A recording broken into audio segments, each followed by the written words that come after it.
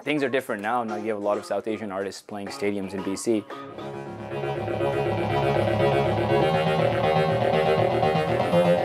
But when I first started DJing, we couldn't even get a club downtown. You couldn't, like, South Asian music could not have a night downtown on a Saturday night. You couldn't get a, there's no way. Hey, I'm Rohit Joseph, the host of Vibin, and we're at Snakes and Ladders, the creative home of Asad Khan, aka Khanvict. 1, 2, everybody jump!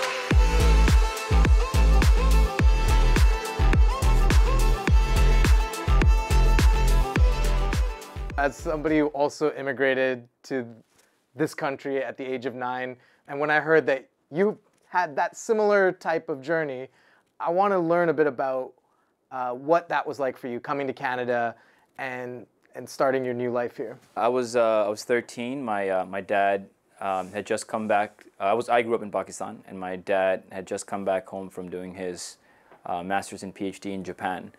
But I think because he had lived in Japan for a bit, he had a hard time settling back in Pakistan, and he wanted to see if he could try and get the family out to a different place. So we ended up coming to Canada in 2001, a week after 9/11. Intense time. Intense times, yeah, especially as a Muslim kid. I think it's a tough time to enter North America.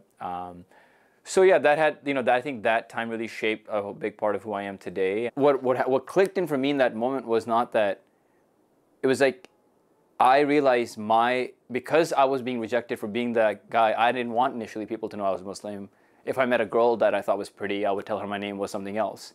Because I was like, well, if she finds out that I'm Muslim, she's not going to talk to me because everybody thinks Muslims are all terrorists. I never really had to fit in high school. I couldn't if I tried. I tried and I couldn't do it. So I think very early on, I sort of was like, I think I'm going to do what I want to do. And that has served me really well because I've been able to start anything I wanted to do. I have that. I'm lucky in that way, and I think I get it a bit from my father, where if I have a thing go off in my head that I want to do something, I'm all in and I'll do it. Or at least I'll give everything I got to try to do it. Asad, do you remember the first piece of music you fell in love with?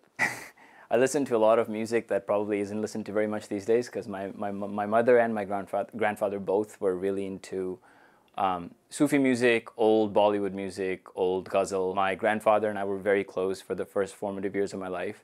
And he was a devout Sufi and Qawwali listener and a huge fan of Ustad Nusrat Fateh Ali Khan, who's a global name still to this day.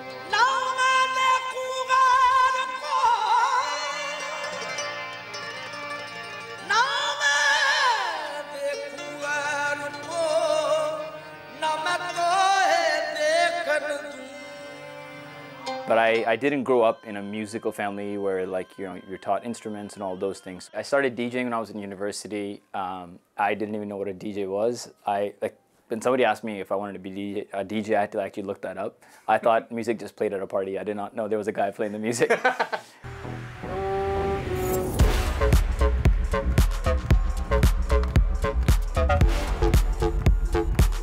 Punjabi weddings is where I made my mark, my bread and butter. That's sort of given me the life I have now. It's also what made me realize that maybe I could do music professionally. But I'd reached this creative threshold where I was getting a little bit tired of playing. The music doesn't evolve a lot. There's a little bit of change every season, but if you're a DJ that's very busy, you find yourself playing a lot of the same music week in and week out. Right. And that got a little bit redundant and less challenging. I also had the blessing of doing so many events in Surrey that I would literally walk into a banquet hall, I would see 5 faces and I would know what family that is and what songs they like. So you can imagine if there's no one of the favorite feelings in DJing is you have a song you think is gonna work and you line it up and you mix it in and then you look up to see, okay, it worked. But if you take that challenge out of it, you just know what to play. That dissatisfaction, I've learned dissatisfaction is a gift. It is like the radar that says something needs to change. And I was just not happy even though, there was business success and all of that. So arguably your biggest song was Closer. A beautiful track, by the way.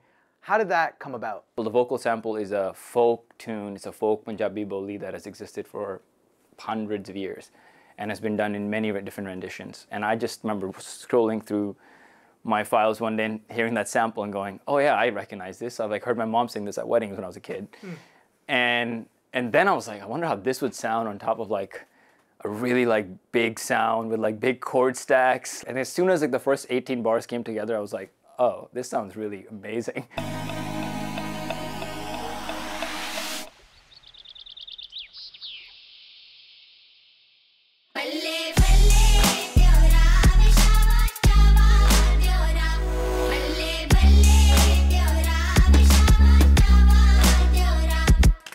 And then I think Closer had a very strong visual that I think people were very moved by. And that story was told in a very powerful, impactful way by Anjali Nair, who's an amazing filmmaker, also Tarun's sister. That's how her and I connected. Oh, no way. Yeah.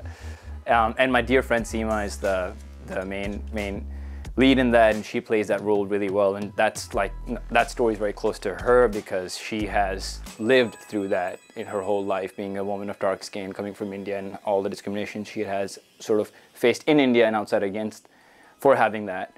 So I think all of those pieces were like really like the music was there, the story was very strong. People could see themselves, a lot of people could see their story in the story.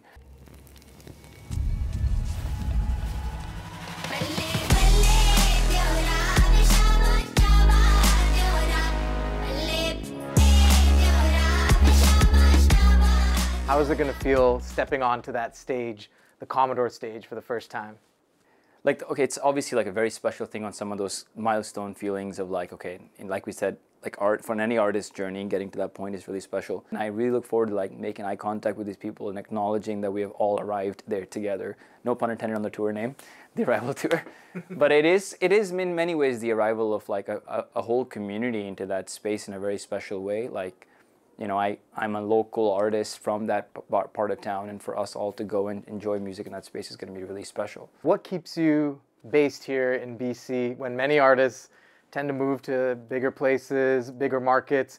What keeps you vibing with being in British Columbia and making music based out of here? I mean, like I said, I owe our community a lot for what I have. Like there's a reason why the Vancouver show is our biggest show. Like it's almost twice the size of every other city we've done on this tour. So I think it's when you have a community that supports you like that, then you don't really have a reason to like go anywhere. Like I personally don't have a desire to go live in a big city hub like New York or LA, which may be good for like musical career projection. But for me personally, like I like being home. I'm also a big nature head, and I like the forests we have here, and I like our lakes. I like camping, so I don't want to give that up. But all that to say, like I have a feeling I'm going to live a life where I'm going to spend a lot of time in different parts of the world playing music, inshallah. But Vancouver or home, Surrey, Richmond, all these places combined have given me, you know, all the tools that alchemized into my business, my career, my family, my mom and dad. Everything has sort of come from this part of the world, and for me, this is home forever now because of that.